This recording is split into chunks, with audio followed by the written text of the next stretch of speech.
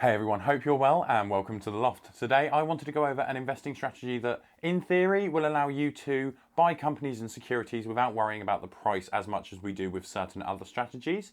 By name, this strategy is dollar cost averaging, sometimes called the constant dollar plan. So let's jump straight in and see how it works. Right, dollar cost averaging. Essentially, this is a strategy that in theory will reduce the volatility of any investment you're looking at buying by spreading the payments over a longer period of time rather than just taking all of your money and dumping it into the market in one go. By buying an investment on a regular basis, say weekly or monthly, whatever suits you the best, you buy both the high level and the low level in regards to price, which will then average itself out over a longer period of time. I want to highlight that dollar cost averaging isn't going to improve the investment itself, and nor is it a guaranteed protection against loss, especially if the investment you've bought is continually dropping due to failures in business or something similar. However, if the investment that you've got over time for some superficial reason has a drop in price, by using dollar cost averaging, you can buy in at that lower price before it goes higher, which will then help you reduce your average purchase rate of any stocks or shares in that potential investment. Due to this, generally, dollar cost averaging is best used for investments like ETFs or mutual funds, where when you put the money in, it is instantly diversified across multiple assets, which will reduce your risk and potential loss in the actual investment. But if you are using it for individual stocks, for example, you need to be aware of what the company is actually doing.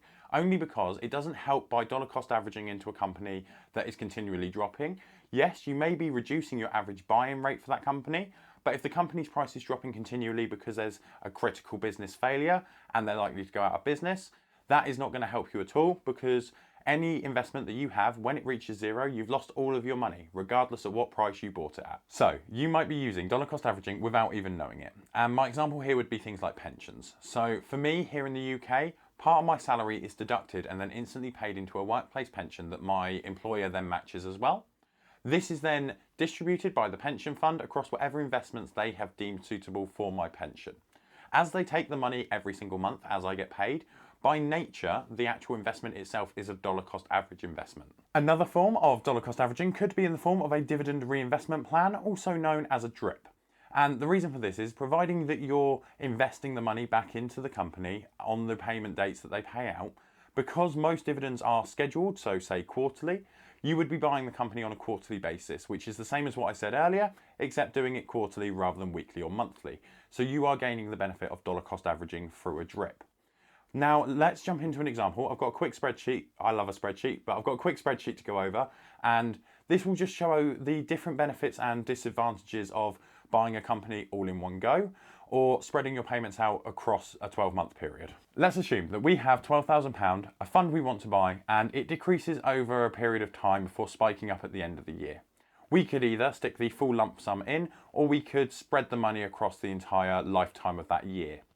If we look at the chart and we stick £12,000 in on the first month, we are buying them at £100 a share, which gives us 120 shares for an average buy-in rate of £100 a share, which makes sense. We're buying all of the shares in one go at a set price of £100 per share. So if we move over to the dollar cost average method, because the price is fluctuating up and down, we actually manage to get hold of more shares. So in the dollar cost average method here of buying £1,000 worth of shares every single month, we end up with a total of 131 shares as opposed to the 120 shares in the previous method.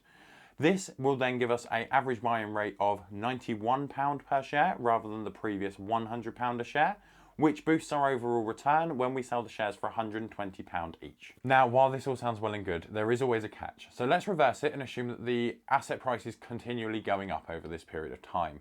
We actually lose out on profit by using dollar cost averaging in this format because we're buying it as the price is going up rather than just buying it all at £100 per share. However, we haven't had to worry about trying to time the market.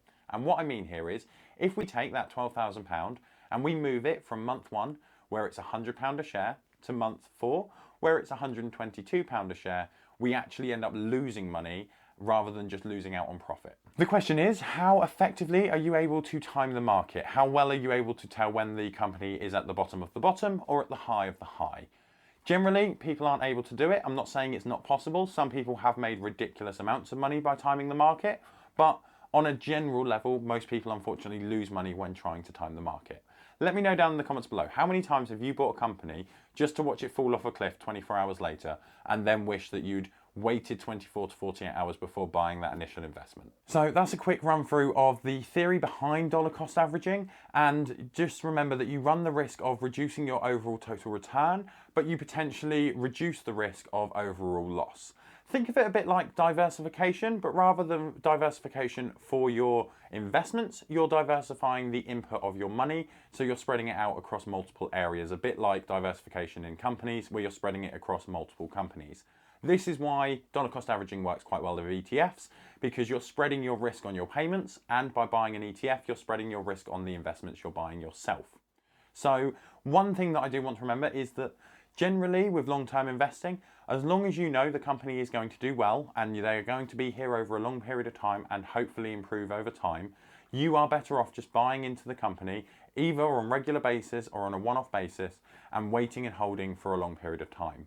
If you're risking it on relatively risky investments, there is much more of a risk, because it doesn't matter if you're dollar cost averaging into a position, because when it hits zero, you've lost all your money, regardless of what you paid for your particular stock. However, that is just my point of view on it. If you want to go and YOLO all of your savings into something like Coinbase, that's entirely up to you. If you've done that, let me know down in the comments below. It'd be really interesting to chat to you about it. And if you are more interested in how to understand what the potential intrinsic value of a company is, so that we know if we're buying it at a good rate, you may want to check out this playlist here, where I break down a few different methods of how to do that. But until next time, remember to invest, save, and subscribe.